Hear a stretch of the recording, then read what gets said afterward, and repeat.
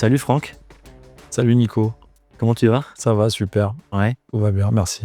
merci d'avoir accepté mon invitation pour ce nouveau podcast. C'est un honneur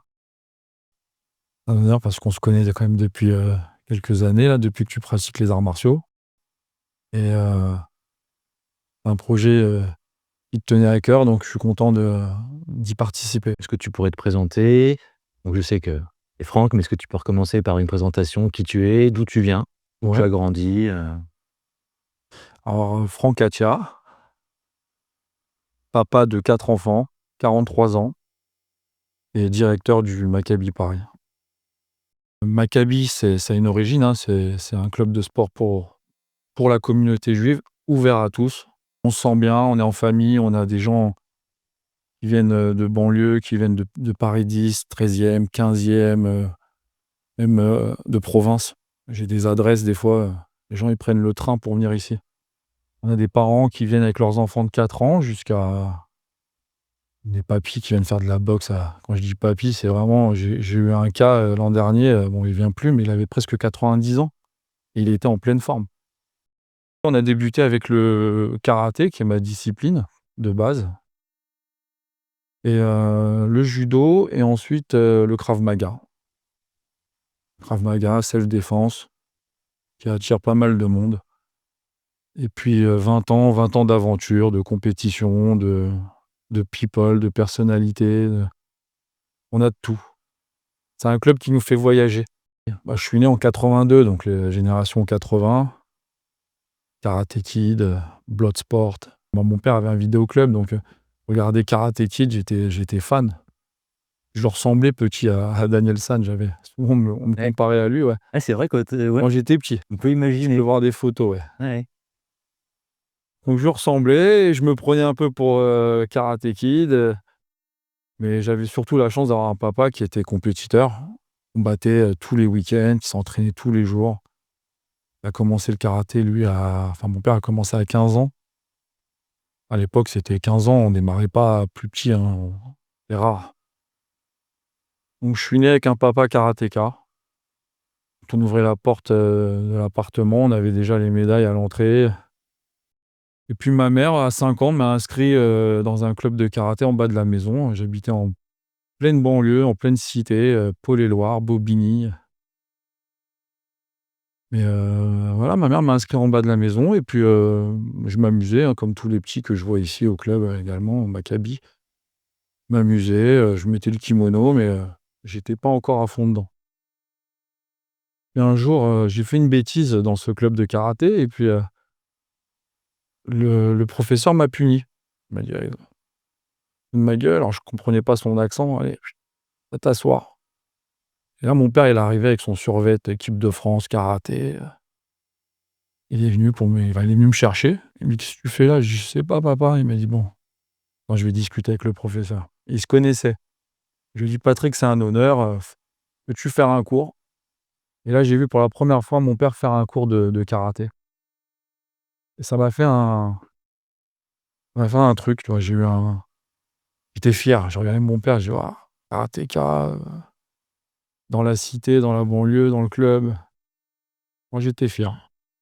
Et puis, par la suite, mon père, bah, il a passé ses diplômes et il a monté un club et je l'ai toujours suivi depuis tout petit et il nous a initiés à la compétition avec ses élèves,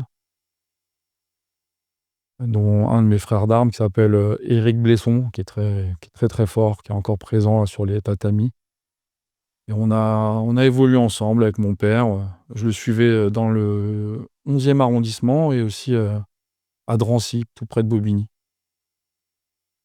Puis à l'âge de 14 ans, j'assistais mon père, il me confiait des cours, 15 ans, 16 ans, j'ai les cours enfants, baby karaté, donc j'ai grandi dans le karaté de base. Et c'était quel type de karaté d'ailleurs? C'est du Shotokan, Ouais, mais mon père a toujours eu le style les 8e dan de karaté, hein, pour le présenter. Il a toujours eu un style Shotokan, mais aussi compétiteur, donc sportif. Donc moi, j'étais moins axé sur les katas, mais plus, j'aimais bien la castagne, hein. Pour moi, j'avais l'impression de me castagner quand je faisais du Shotokan. On levait les jambes, on accélérait, travaillait à distance, on se déplaçait. j'ai eu des très bonnes bases avec le karaté. Je le ressens maintenant encore, on a eu des belles expériences de compétition avec mon papa, ouais. Souvent, on est fasciné par notre papa et on a envie de faire la même chose, hein. C'est peut-être de moins en moins, je me compare par rapport à mes enfants aussi, je vois comment ils sont avec moi. Eux, ils pratiquent plus, voilà, en ce moment, ils sont pas dedans, peut-être qu'ils reviendront. Mais moi, petit, j'avais envie de ressembler à mon père. Sans être, traumatisé ou autre, hein. J'étais fier. Vous voyez, mon père, faisait respecter dans le quartier, dans la cité de ma grand-mère. Quand je descendais, voir ma grand-mère, on était, toujours bien reçus, grâce à mon père et puis, il avait cette force, naturelle, hein. Il venait de banlieue, il a grandi, sans papa. Il a pas été élevé avec son père, mais, il a fallu qu'il éduque, 7 enfants et 7 frères et sœurs, pardon. Mmh. Et j'avais un père, exemplaire, et qui allait bosser, qui était gentil avec nous, qui nous gâtait, et en même temps qui m'entraînait sportivement, donc j'étais aux anges petit, ouais. C'est bien. Avant d'aller dans la boxe, j'ai fait des sports de contact, comme le karaté, Kyokushin, qui est un karaté au KO. Karaté enfin, qui est très traditionnel dans la pratique et j'aime beaucoup, j'ai beaucoup aimé le karaté Kyoku. Je l'ai connu grâce à Fabrice Fourmand qui venait, c'était dans les années 2008-2009. Il venait entraîner, un groupe de sécurité et je l'ai reconnu, quoi. J'ai dit: «C'est Fabrice Fourmand, c'est incroyable de l'avoir, au Maccabi». On était à peine connus, hein, on avait 3 ans d'ouverture et Fabrice, je lui ai proposé de faire un stage où il s'est proposé. En discutant, on avait vite sympathisé et j'ai eu la chance de côtoyer un grand champion de Kyoku qui était, vraiment fort, un poids lourd, avec des jambes, des techniques exceptionnelles. On le voyait à Bercy, il cassait, avec un middle kick, hein, ce qu'on appelle un mawashi, mawashi-giri, Jodan. Bram, il coupait, la glace, il pillait la glace, très impressionnant et j'avais envie d'apprendre, de changer, je combattais toujours avec mon père, je faisais pas mal de résultats. On avait fait 3e à Coupe de France de karaté, on est en équipe, en individuel, je tournais. Bon, des fois, c'était difficile avec mes enfants, qui venaient de naître. Je me suis lancé dans le Kyokushin. J'ai découvert un nouveau style et Fabrice avait animé 2 stages et ensuite on a lancé à la rentrée septembre la section Kyokushin au Maccabi en 2010 et il avait quitté son ancien club, le club de Gilles Arsène qui était sur Bagnolet, sur, les Lilas Bagnolet et il est venu, avec, un noyau dur. Donc j'ai découvert, voilà des warriors, j'avais envie de m'entraîner avec eux et c'était top parce qu'on faisait des katas, on faisait de la technique, mais il y avait beaucoup de combats. Pour les PAO, c'était, à main nue, je ressortais les mains, j'avais les métacarpes en sang. Alors pour les cicatriser, il m'apprenait comment faire, tu mets Flamazine, tu mets ci, tu mets ça. Bon, c'était pas psychologiquement, je j'avais pas l'habitude moi de me blesser autant, à l'entraînement. Mais c'était intéressant, ça me rendait, plus dur au mal. J'ai fait des belles connaissances dans ce groupe, Kyokushin, dont Michael Ilouz. Michael Ilouz qui est connu dans le monde du penchak silat et qui est aussi un excellent maître d'armes, est devenu un véritable ami. Et Mika, bah, voilà, on s'entraînait ensemble, on a fait notre première compète de Kyoku ensemble. On s'est fait disqualifier lors de cette compète. Parce que? Bah, parce que je me suis foutu de sa gueule, lui qui venait de la du Sanda, il avait mis un direct en pleine poire alors que c'était interdit à main nue. Le gars, il est tombé KO, il s'était entraîné juste pour, se faire éliminer, quoi, c'était un peu con. Et puis quand mon tour est venu, j'ai eu un réflexe de Shotokan, j'ai eu une saisie, balayage, Gakutsuki en pleine tête, KO, disqualification. Donc on s'est charriés tous les 2, ouais, on s'entraînait comme des cons pour ça. Mais voilà, on se faisait plaisir à l'entraînement, on a côtoyé du beau monde, on a rencontré des maîtres japonais qui venaient on a rencontré aussi des grands champions, russes qui venaient au club. Fabrice avait un bon réseau dans le Kyoku. Et puis voilà, Fabrice a dû quitter, la France pour partir, à l'étranger avec sa femme, Daphna, qui enseignait. Parlant de Michael Ilouz, il a dû quitter le club pour rentrer dans les forces spéciales françaises. Donc on a remplacé par José Pernas, qui est toujours, l'entraîneur actuel et qui est un excellent professeur. Et puis moi, j'ai fait Bercy avec le Kyoku, grâce à José. Il m'avait proposé de faire une démo, avec, France Kyokushin. Là, je suis rentré vraiment dans l'arène de Bercy. J'étais impressionné, et puis c'était une belle expérience aussi, voilà. Donc du contact, du karaté Shotokan, je suis passé au Kyokushin, qui était assez dur. Assez dur, psychologiquement. Il fallait être bien le lendemain, hein. Pour s'endormir le soir, c'était pas évident. Il fallait que le corps il apprenne à se calmer. Puis j'étais assez mince, hein. J'avais deux petits à la maison, qui venaient de naître, et très fin. Je faisais 75 kilos, 110 kilos. Mais belle expérience. Je me suis arrêté, je me suis lancé en boxe française. Pourquoi la boxe française? Parce que j'étais impressionné par ceux qui faisaient de l'ABF et qui étaient incroyables en kickboxing ou boxe thaï, qui savaient tout faire. À ce moment-là, j'ai fait la connaissance des frères Cohen, Eric et Mika. Michael Cohen, qui est toujours avec moi, hein, qui est un superbe entraîneur. Qu'on a enregistré, qu'on a interviewé, Voilà. la dernière fois. Qui est un superbe entraîneur, et Eric, son grand frère, que j'adore, qui est un ancien champion en BF et en kick aussi. Et en fait, je me suis rendu compte que la BF arrivait au Maccabi, quoi. La boxe française, on avait Zankifo, les frères Cohen, et Michael était en équipe de France. Plus jeune, il était champion de France à l'INSEP. Et je me suis dit: «Tiens, je vais m'y mettre». Donc j'ai commencé à faire un peu de boxe française. J'en faisais un peu, je venais de temps en temps, on mettait les chaussures, les fouettés, les calages, donc power low kick, il fallait frapper avec le pied, mais on prenait de la distance, on commençait à monter la garde. Et Alain était un super prof. Mais Eric, il me prenait en parallèle, Eric Cohen. Donc j'en profitais pendant les cours privés, les coachings pour m'entraîner avec lui. Il m'a apporté beaucoup. Eric m'a apporté beaucoup dans mon style, et puis il m'a donné beaucoup confiance en moi pour pouvoir enseigner. Parce qu'il me disait: «Mais Franck, tu es fait pour coacher. Voilà, tu coaches des jeunes, du loisir, mais vas-y». Et puis finalement, grâce à lui, une fois, j'ai pu coacher Mickaël Penaud, qui était un des pros qui venait au club. Parce qu'il m'avait motivé à le coacher. Et puis j'ai eu aussi, et Mickaël, qui m'avait proposé de coacher Patrice Carteron. Alors je l'ai eu un peu, hein, je l'ai pas entraîné, mais j'ai été dans son coin, je l'ai eu au club, je lui tenais les PAO. J'ai pris confiance. J'étais dans la trentaine, hein, j'avais à peu près 30 ans, mais j'ai pris confiance grâce aux frères Cohen, grâce à Mika.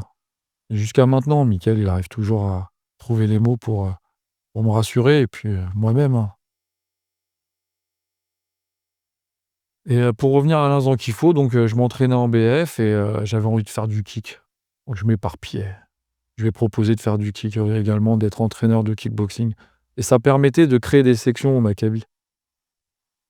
Donc là, on parle de Kyokushin, on parlait du jiu-jitsu avec Gilles, on a parlé du Shotokan, on a parlé de BF, et finalement je me suis mis au kick. Et au kick, je me suis senti libre.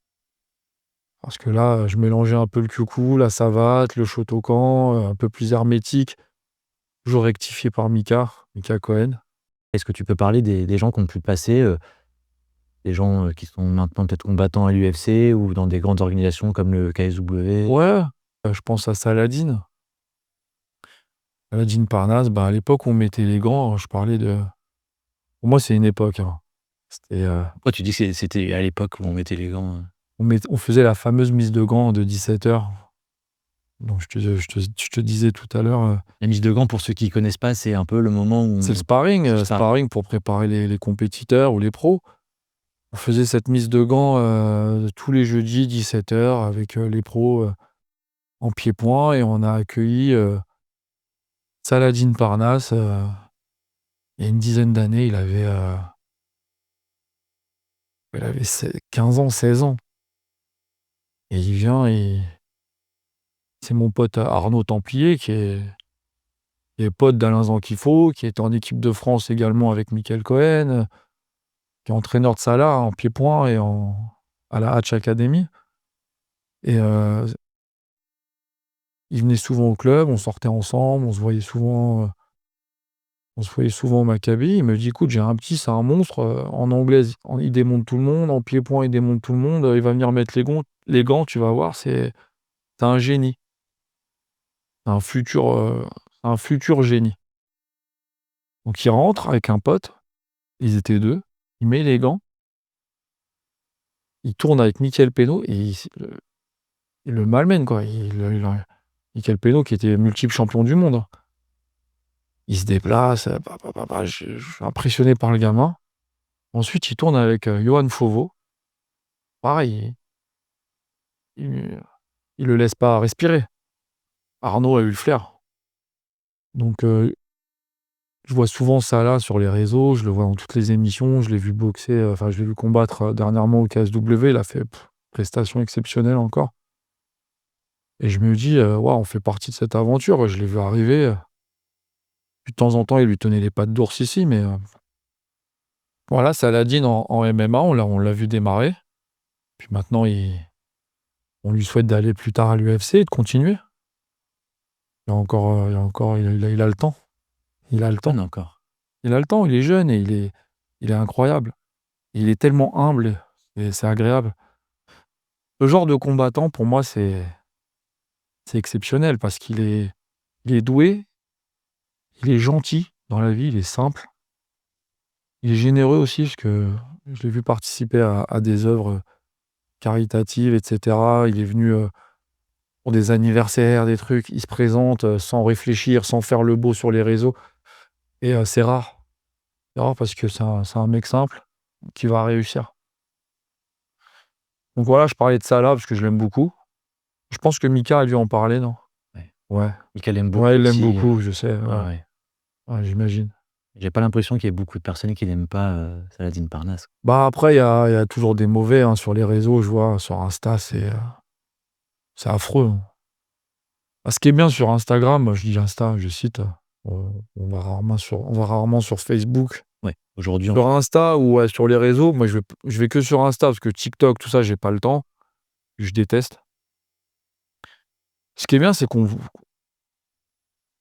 connaît la vie de tous les clubs et des combattants, quoi. C'est sympa de voir de la technique et moi, c'est une évolution également dans les sports de combat de voir, à l'époque, il fallait acheter un bouquin et on voyait une photo et il fallait l'imaginer, quoi, la technique. Pivoter votre jambe, je regarde les vieux livres de karaté ou de judo, bon, ça aidait, mais les vidéos maintenant, c'est incroyable. Donc oui, quand je vois les réseaux, il y a du mauvais aussi. Les gens critiquent pas mal les combattants et Salah, bon, il se fait pas trop critiquer, mais il y a quand même des salopards, quoi, genre, bon. et c'est ce qui fait le charme de des Ouais, réseaux sociaux de toute façon. mais bon, Et il s'en fout et il ira loin. ouais, c'est vrai, c'est vraiment une belle personne. Mais pour revenir sur l'UFC, quand on a discuté ensemble, Une tu m'as fois, ouais, je me souviens, je t'avais raconté que ouais, j'avais tu m'as rencontré. cité, pas mal de noms, qui sont passés là. Est-ce que c'était par hasard ou parce qu'ils étaient à Paris et qu'ils se sont dit: «Il y a le Maccabi»? Non, il y a en 20 ans, j'ai vu tellement de gens et c'est pas facile de lister tout le monde et de citer tout le monde.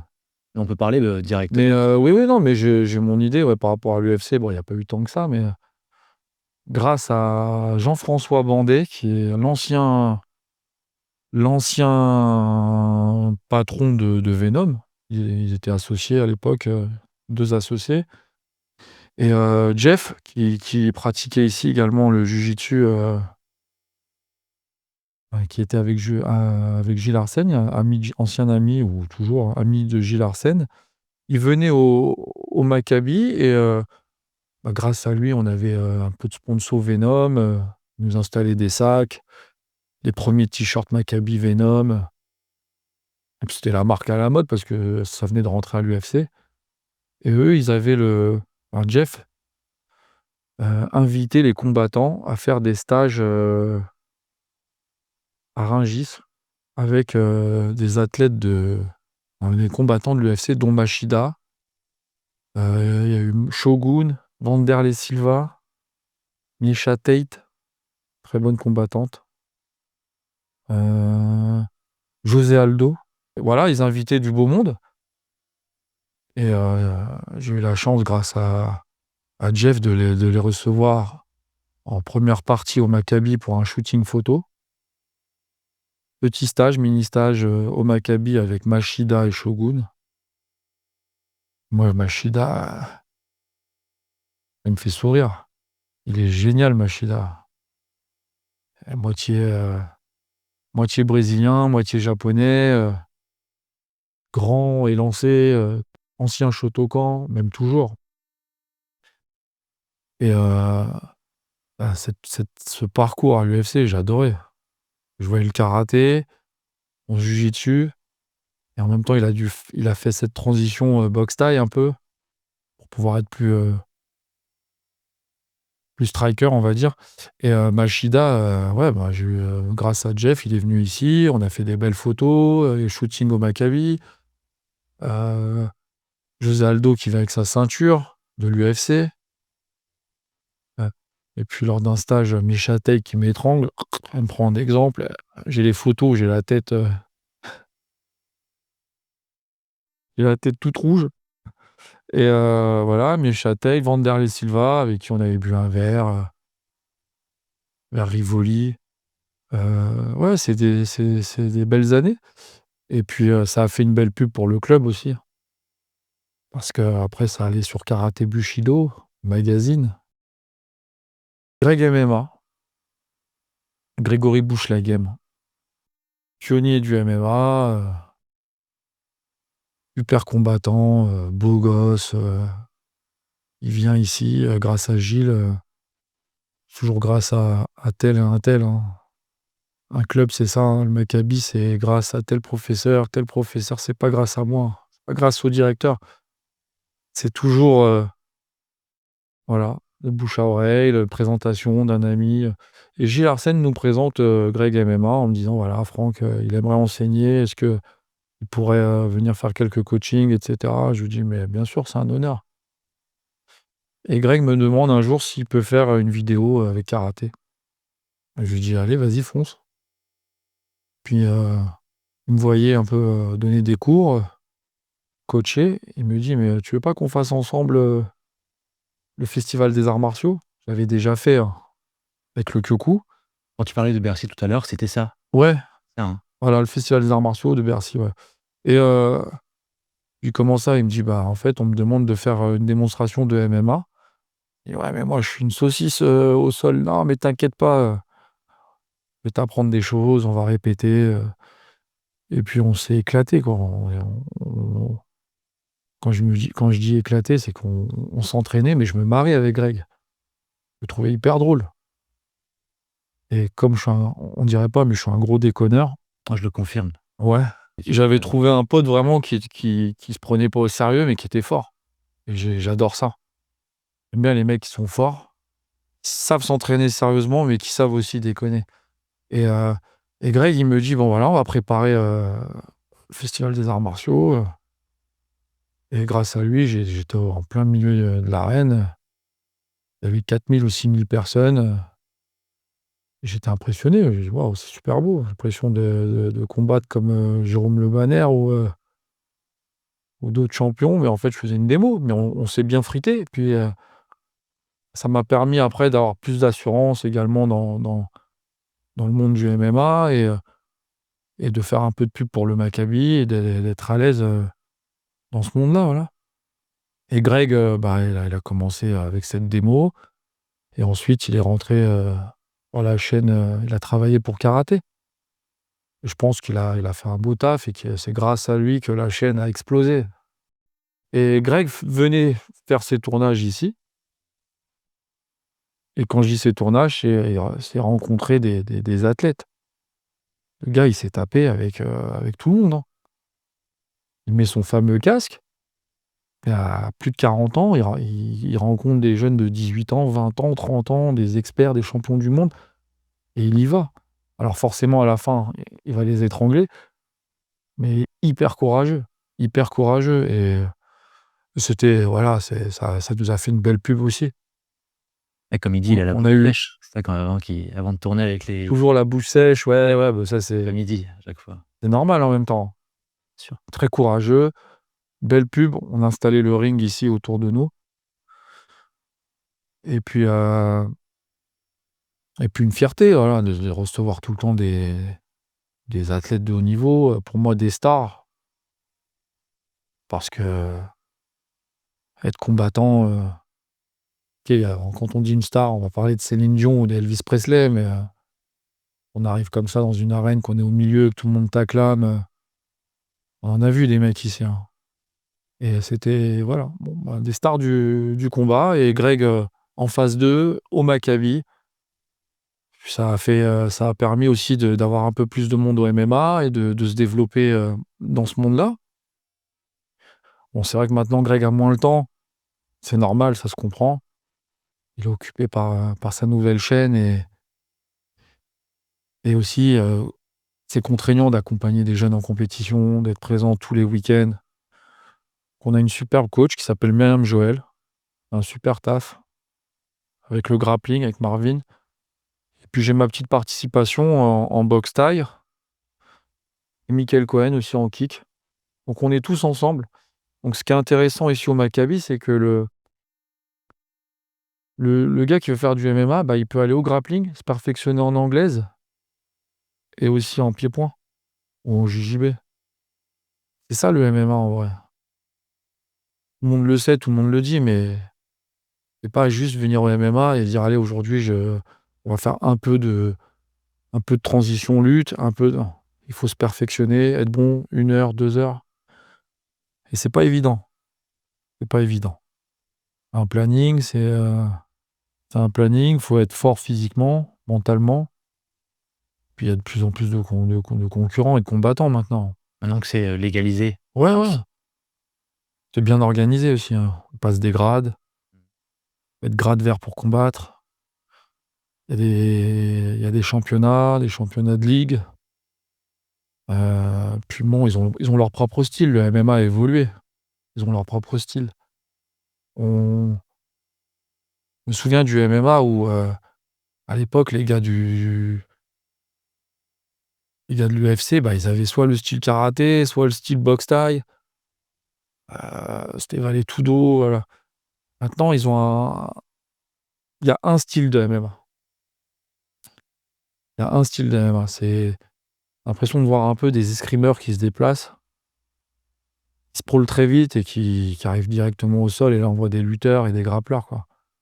Mais c'est assez stéréotypé et ça peut même devenir olympique, hein, s'ils trouvent un système de toucher sans se faire toucher et pourquoi pas devenir olympique. En fait, ça comparé si on compare la première édition du premier UFC qu'il y a eu où il y a C'était affreux. un sumo qui a combattu Ah oui, contre, mais c'était marrant, mais ça faisait peur. Je me rappelle des cassettes là, des VHS où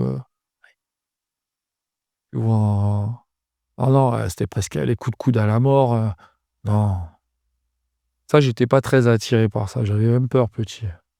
C'est quoi ce con? C'est parler des gars et puis même le Gracie, il me faisait peur moi, le gars, il t'attrapait, c'était un je dis: «Non, non, moi je suis bien, je suis un karatéka, je suis droit, je ressemble à un chevalier». Mais il me faisait peur lui, je voulais même pas connaître des mecs comme ça, hein.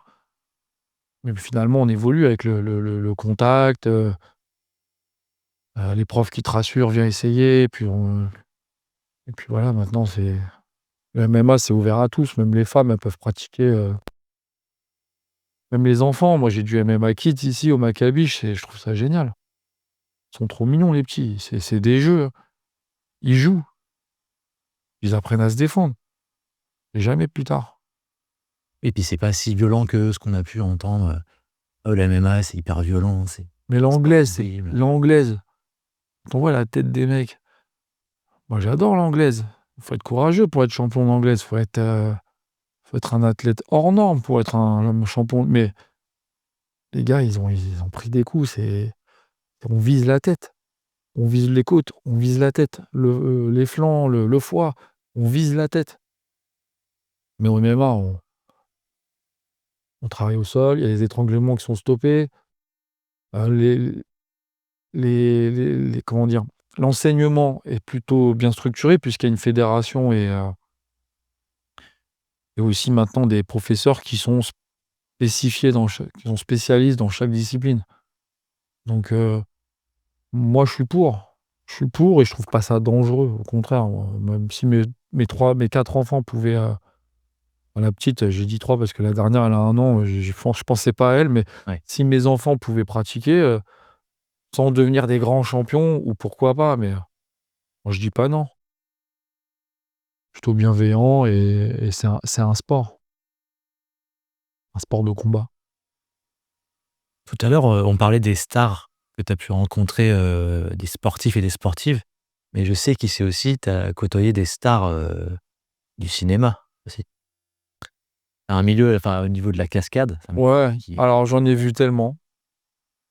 alors de ceux dont tu te souviens. Bah, tu vois, il y a tellement de choses à raconter sur le Maccabi, je crois qu'il faudrait faire un documentaire, en vrai. Bah, en vrai, je suis en train de regarder l'heure et je me dis: «Mince, en fait, j'avais dit à Franck, ça va durer 45 Ouais, minutes». Ça bah, avance et on parle, on parle. c'est mon premier podcast, donc c'est pour ça que c'est un honneur et je pensais pas que j'allais autant papoter Moi non plus, je et pensais pas que tu allais autant papoter. ouais, bah, il y a Jean-Paul Belmondo qui est venu ici, Jean-Paul Belmondo, parce qu'il y a eu un article sur lui et Jean-Paul Belmondo, bah, il y a une âme ici au Maccabi parce que c'est l'Avia Club et l'Avia Club, c'était le club de boxe ici. Ça a démarré dans les années 30 jusqu'aux années 40 ou 50, hein. Ouais, dans les années 50. Donc je crois que pendant 20-25 ans, le Maccabi était la Via Club et Jean-Paul Belmondo s'entraînait ici. Dans les lieux, là où tu Dans ces lieux, ouais, ouais. OK. Et au début, je me suis dit: «Non, je crois qu'il se trompe» parce qu'on parlait d'une vieille salle de boxe qui était à côté. Heu, heu, j'ai oublié le nom, sur Strasbourg-Saint-Denis. On me parlait de Bretonnelle, on me parlait d'un club, bon, il y avait plein de salles dans le quartier, mais quand on regarde les archives et on regarde les archives et quand on regarde l'historique de la Via Club qui a ici les Moulineaux, qui existe toujours, hein, c'est un club de boxe anglaise, c'était ici et ils sont venus filmer, ils ont pris des photos et Jean-Paul Belmondo est rentré ici, normal, et dans les débuts du club, c'était incroyable. Jean-Paul Belmondo, j'ai eu Omar Sy pour des répètes, heu, Quand tu dis des répètes, c'est, en cascades, avant, ouais, de cascade. énormément de cascades, ouais, énormément et on a eu Omar Sy, on a eu, Je sais qu'il y a Keanu Reeves qui est venu pour le bah, j'allais le dire, ouais, j'allais pas oublier, j'y allais doucement, j'essayais de me ouais, bien rappeler. monté Ouais, tranquillement.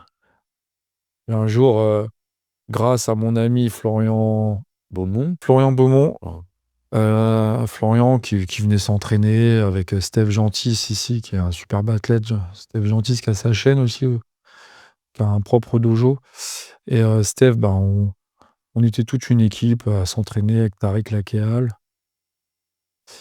Steve Gentis, Florian, Tom Duquesnoy qui venait aussi, je l'ai pas cité, qui a fait l'UFC. ouais. Bah, toute cette équipe, Cyril Benzaken, ça, on faisait des photos, des entraînements, des shootings et tout et puis Florian il me dit: «Écoute, je suis dans le monde de la cascade et si tu veux, je peux trouver un moyen de voir avec les producteurs si on peut pas louer la salle ou faire des moments de répète avec pour des gros tournages». Puis il me dit: «Franck, là, ça va être du lourd, alors on a le John Wick 4». Il me dit: «Puis ça va être toute ma team, Laurent Demianov, qui est incroyable, et puis toute la team, Alexis et puis, je vais pas citer tout le monde, mais ils sont une superbe équipe». Les mecs qui ont été formés pour la plupart, et qu'on fait Matrix, Matrix, John Wick 4 et d'autres films. On voit, il y a pas mal de films sur Netflix, où il y a des scènes de combat de MMA, mais c'est eux et ils sont hyper sympas. Mais c'est des ninjas les mecs. C'est des ninjas, mais ça je suis incapable.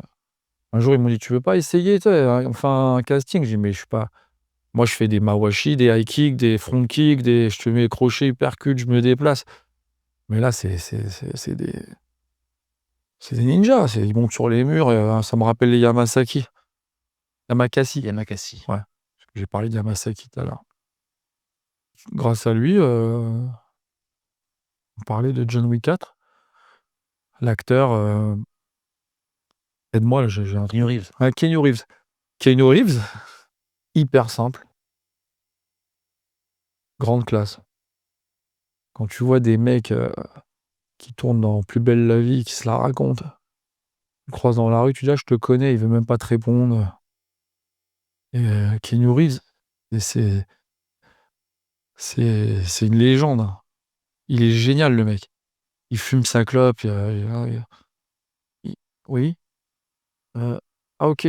Ah, hello, il parle avec mon pote, 5 minutes, il se lève, il parle d'Harley Davidson, il fait une photo avec mon père, il fait une photo avec les enfants, il fait une photo avec tout le monde, il s'arrête, prend son temps, et on l'a eu pendant une semaine, et le mec, incroyable. Bah, finalement, le Star mec, d'Hollywood quoi, et bon, je sais qu'il a eu un parcours difficile et cetera. Je me suis renseigné après, on m'a expliqué pourquoi, mais c'est génial d'avoir eu ce mec au Maccabi. Enfin ce mec, c'est une star. C'est cette légende.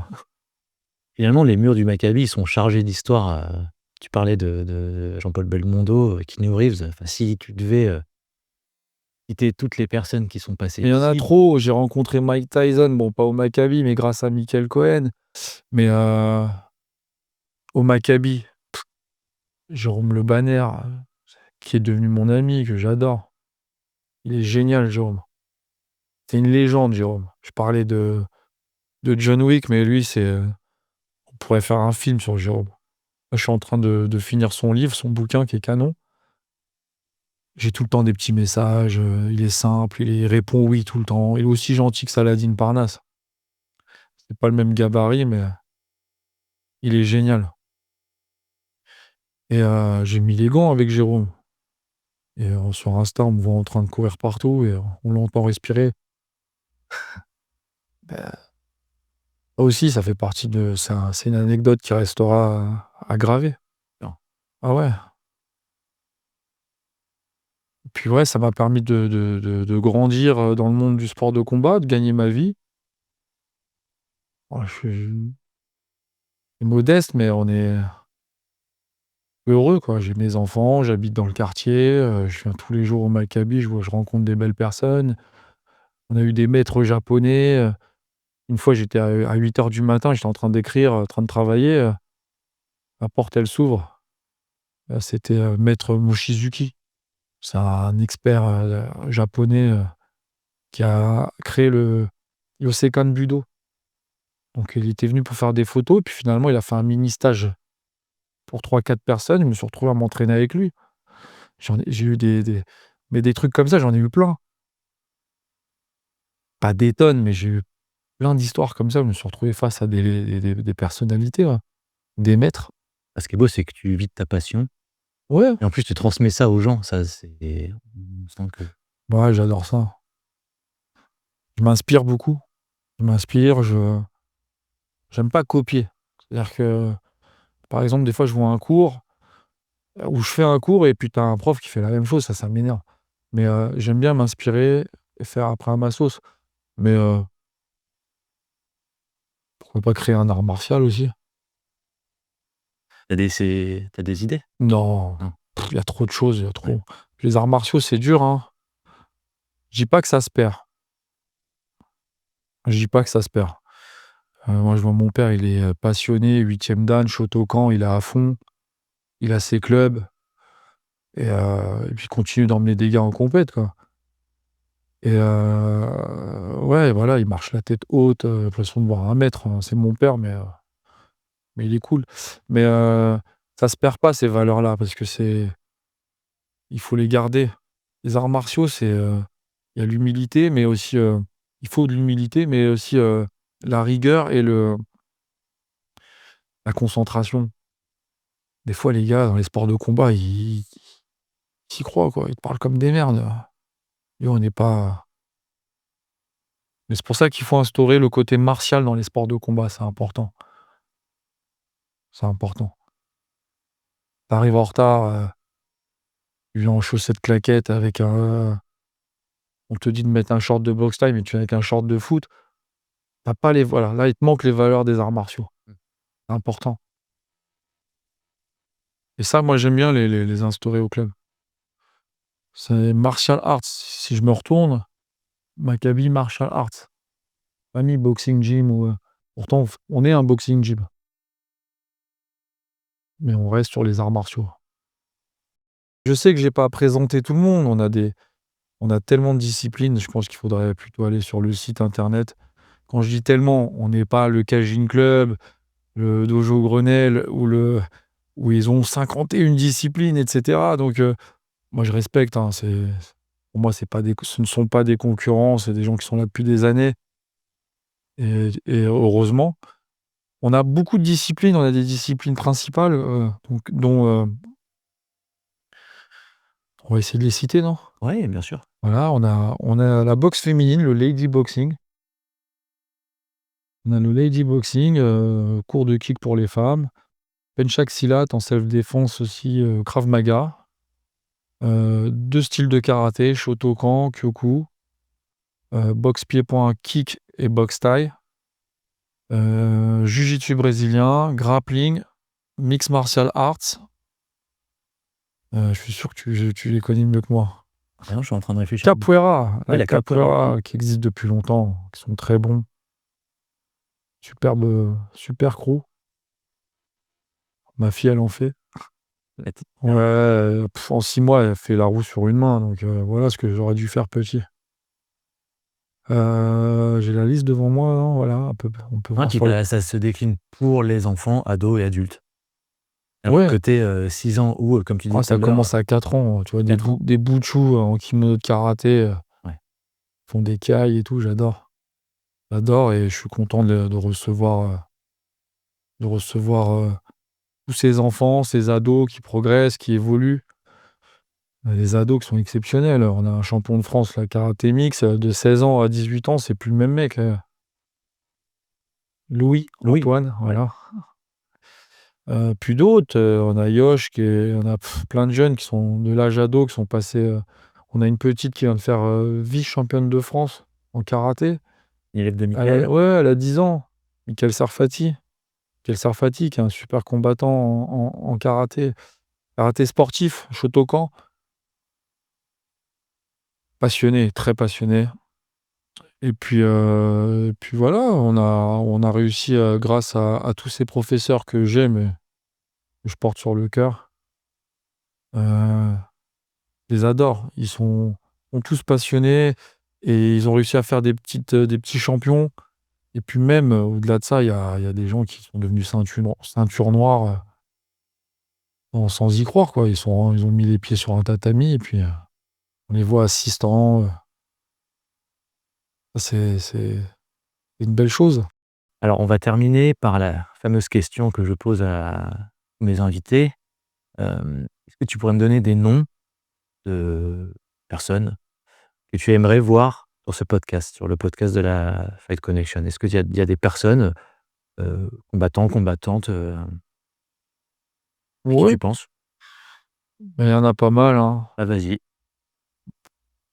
Je pense à Alexis Nicolas déjà qui est alors lui j'en ai pas parlé mais il était élève au Maccabi de Alexis Nicolas qui faisait de la boxe française, qui préparait ses championnats du monde et qui a voulu passer au kickboxing donc il a été voir le meilleur, de l'époque, pour la transition, Alain Zankifo et il s'entraînait avec nous. Très humble, très sympa, grand champion. Hein, il combat pour le ONE FC. Ouais, je pense à lui. Des gens simples, Ah, il y a David Donna en karaté que j'aime beaucoup, qui est hyper cool, qui est hyper drôle. Belle énergie. Un super club. Il forme des champions, équipe de France, Ouais, lui, je pense à lui.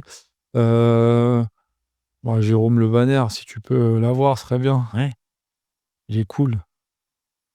Jérôme et puis, pourquoi pas, il y a des femmes aussi à qui je pense, heu, même qui sont pas championnes. oui, bah, On a Noah, oui, ouais, Noah, Myriam, on pas les avoir les 2 ensemble, c'est un beau duo. ouais, Coach, entraîneur au Maccabi. Noah qui entraîne hyper bien et qui accompagne les combattants en anglaise avec Michael et Myriam qui est, ils ont le même style les 2, même vision. J'aime bien ces filles. Bon après il y a une liste, hein. oui, bah, c'est déjà pas mal là, ça fait, Ouais, je peux penser à pas mal de coachs du club, mais des champions de l'extérieur, il y en a pas mal aussi. non, mais ça fait déjà une belle liste, Mmh. pour tenter d'avoir ces gens-là. Hem, Bah, Franck, merci beaucoup pour ton temps et ta Voilà, générosité. voilà, c'est moi, ça je me suis senti bien, je parle doucement, mais je crois que c'est le Ouais, c'est bien le canapé? canapé et puis mes copains, Bah, voilà. voilà, ouais. Bah, merci Nico, Merci merci beaucoup. à vous. Merci et Merci bon, beaucoup. on se voit très vite. À bientôt. À bientôt.